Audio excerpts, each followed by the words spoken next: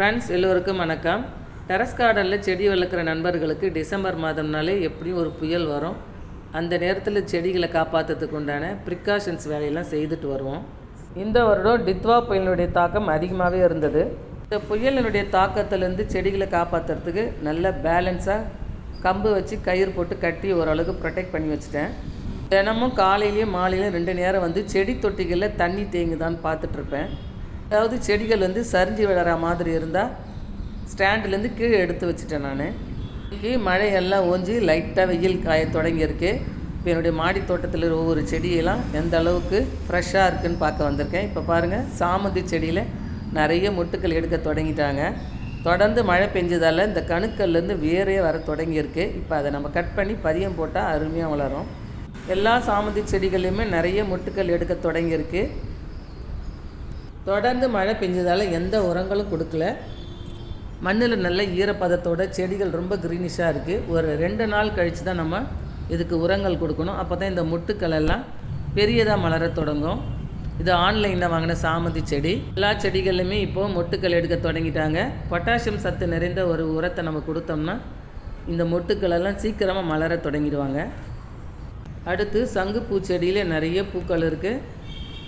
அதெல்லாம் கட் பண்ணி எடுத்துடலாம். இந்த சங்குப்பூ செடிக்கு நான் எந்த பந்தலும் போடலை. ஏற்கனவே ஆண்டனா ஒயர் போயிட்டுருக்கு, அதில் அப்படியே ஏற்றி விட்டேன். புதினா செடிக்கு அதிகமான தண்ணி தேங்கக்கூடாது. ஓரளவு கருக தொடங்கிட்டு வருது. இப்போ பார்க்குறது ஆன்லைனில் வாங்கின சாமந்தி செடி நல்லா அடர்த்தியாக வளர தொடங்கியிருக்கு. இதில் இன்னும் மொட்டுக்கள் எடுக்கலை. இதுவும் இந்த வருடம் ஆன்லைனில் வாங்கி நடவு செய்த சாமந்தி செடி. நிறைய பக்க கிளைகளோட நல்லா வளர தொடங்கியிருக்கு. இன்னும் மொட்டுக்கள் எடுக்க தொடங்கலை. நம்ம பார்க்குறது ஒரு பெரிய செடியிலேருந்து பதியம் வச்ச மேரிகோல்டு செடி தான். இப்போ இதிலே பூக்களும் பூக்க தொடங்கியாச்சு. சிங்கிள் பெட்டல் சாமந்தி செடி பேபி பிங்க் கலர் ஒரு பதியம் வச்ச, அதுவும் இப்போ தழைக்க தொடங்கியிருக்கு. இந்த டித்வா புயலினால் என்னுடைய கார்டனில் உள்ள எந்த செடிகளுக்கும் அதிகமான அளவு சேதம் இல்லை. வெயிட்டு தாங்காமல் சரிஞ்சு இருக்கக்கூடிய இந்த மேரிகோல்டில் இருக்கக்கூடிய பூவை கட் பண்ணி எடுத்துக்கலாம். வருடம் முழுதும் ஃப்ரெஷ்ஷாக பூக்கக்கூடிய பூன்னு பார்த்திங்கன்னா இந்த மேரிகோல்டு செடி. நம்மளுக்கு கார்டனில் ஒரு 2 செடியை வளர்த்துட்டா போதும். தினமும் இந்த மாதிரி பூக்களை நம்ம ஃப்ரெஷ்ஷாக பறித்து எடுக்கலாம்.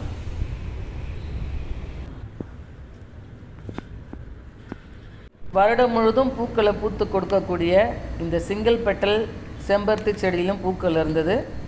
அதையும் பறித்து எடுத்தாச்சு. அதோட நித்திய மல்லி செடியிலையும் பூக்கள் இருந்தது. எல்லா பூக்களையும் பறித்து எடுத்துக்கலாம். இந்த செடிகளெல்லாம் மழையில் எந்த சேதமும் இல்லை, நல்லா செழிப்பாகவே இருக்குது. அதோட ஒரு தொட்டியில் கீரை செடி இருக்குது பாருங்கள். மழை டைமில் கீரை செடிகளை போடவே கூடாது. அப்படியே நம்ம போட்டாலும் அதுலேருந்து நம்ம ஃப்ரெஷ்ஷான கீரைகள் எடுக்கவே முடியாது. இப்போ பார்த்துட்ருக்கிறது செடி தம்பட்டை அவரை. இது கொடி போலவும் பந்தல் பிடிச்சி ஏற துவனதால் அப்படியே நான் விட்டுட்டேன். இதுலேருந்து ஓரளவுக்கு தான் காய்கள் கிடச்சிது. ஆனால் செடி எப்போவுமே ஃப்ரெஷ்ஷாக க்ரீனிஷாக அழகாக இருக்குது. ஒரு புதர் போல் வளருது. அடுத்து வெண்டைக்காய் செடியில் இருக்கக்கூடிய வெண்டைக்காயெல்லாம் கட் பண்ணி எடுத்துக்கலாம். தொடர் மழையினால் செடிகளில் இருக்கக்கூடிய காய்கள் பெரிதாக ஆகலை. ஏன்னா அதுக்கு சத்துக்கள் கிடச்சிருக்காது. இப்போ இதெல்லாம் கட் பண்ணி எடுத்துகிட்டு நம்ம உரங்கள் கொடுத்தோன்னா மீண்டும் புதுசாக தழைக்க தொடங்கி பூக்கள் எடுத்து காய்கள் எடுக்கும். இப்போ நம்ம பார்க்குறது செடி அவரை. இந்த செடி அவரையிலும் நிறைய காய்களை நான் அந்த வருடம் பறிச்சிட்டேன். வருடத்தில் அதிகமான காய்கள் கொடுத்தது எனக்கு இந்த செடி அவரை தான். இப்போ மழையில் அசுவினி பூச்சி தொல்லை வந்தாச்சு. வேப்ப எண்ணெய் கரைசலை ஒரு நாள் விட்டு ஒரு நாள் நம்ம தெளித்து வந்தால் போதும். இந்த பூச்சிகளை கட்டுப்படுத்திடலாம். இதில் இருக்கக்கூடிய காய்களெல்லாம் இப்போ கட் பண்ணி எடுத்துடலாம். ஒரு தொட்டியில் ஒரு செடி தான் போட்டேன். நிறைய காய்களை பறிச்சாச்சு. தரமான மண்கலவையும் தொட்டியும் தேர்ந்துட்டால் போதும். எந்த காய்கறி செடியிலும் கண்டினியூ நம்ம காய்கள் பறிச்சுட்டே இருக்கலாம் ஃப்ரெண்ட்ஸ். அதோட பூச்சி தாக்குதல் வரும்பொழுது கட்டுப்படுத்துறதுக்கு உண்டான பூச்சி வெரைட்டி நம்ம தெளித்தா போதும். பிகினர்ஸ் கூட நிறைய காய்களை கட் பண்ணி எடுக்கலாம். கொஞ்சம் காய்கள் தான் இருந்தது, அதெல்லாம் இப்போ கட் பண்ணி எடுத்தாச்சு.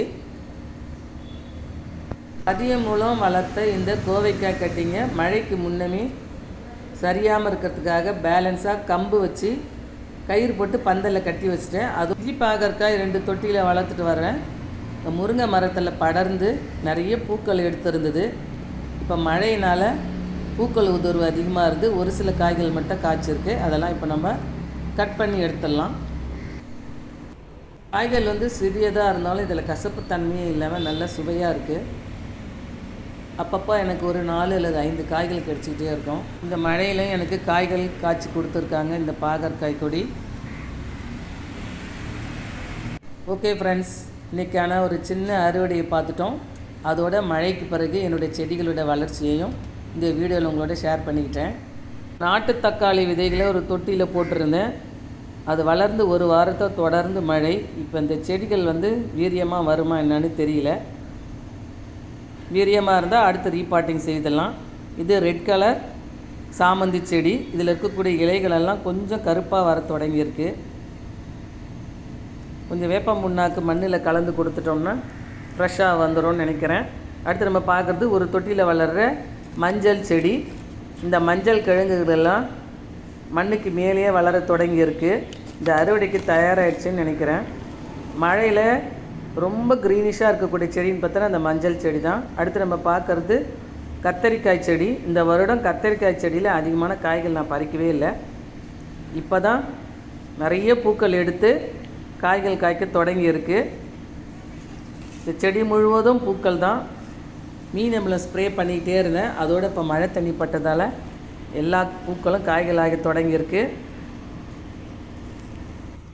அடுத்து இந்த செடிகளுக்கு நம்ம கடலை புண்ணாக்கு உரம் கொடுத்தோம்னா இந்த காய்கள் எல்லாம் நல்ல பெரியதாக காய்க்க தொடங்கும். அடுத்து நம்ம பார்க்குறது இன்னொரு வைலட் கலர் கத்திரிக்காய் செடி தான். இதுலேருந்து ஒரே ஒரு காய் மட்டும் பெரியதாக காய்ச்சி கட் பண்ணேன். இப்போ அடுத்தடுத்து நிறைய காய்கள் காய்க்க தொடங்கியிருக்கு.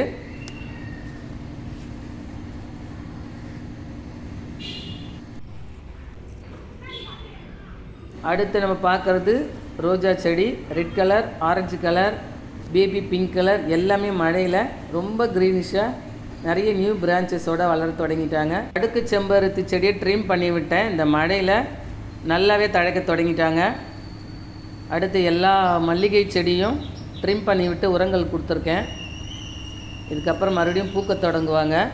இந்த தொட்டியில் ஒரு வாடாமல்லி செடி தானாக தப்பி முளைச்சி வந்திருக்கு. நான் நிறைய முறை செடிகள் வாங்கி நட்டு வச்சு அப்போல்லாம் வளரல. இப்போ தானாகவே வளர்ந்து வருது. அது வேறு ஒரு தொட்டியில் எடுத்து வச்சிட்டோம்னா நிறைய பூக்களை பறிக்கலாம். புதிய முறையை புதிய செடியிலே உருவாக்கின இந்த ஆரஞ்சு கலர் மேரிகோல்டு செடியை தான் பார்த்துட்ருக்கோம். இப்போ பூக்கள் எடுக்க தொடங்கியாச்சு. ஓகே ஃப்ரெண்ட்ஸ், இந்த மழைக்காலத்தில் உங்கள் செடிகளை நீங்கள் எப்படி ப்ரொடெக்ட் பண்ணீங்கன்னு என்னோட கமெண்ட்ஸில் ஷேர் பண்ணிக்கோங்க. வீடியோக்கு சப்போர்ட் பண்ணிகிட்டு இருக்கிற எல்லா நண்பர்களுக்கும் நன்றியை தெரிவிச்சுக்கிறேன்.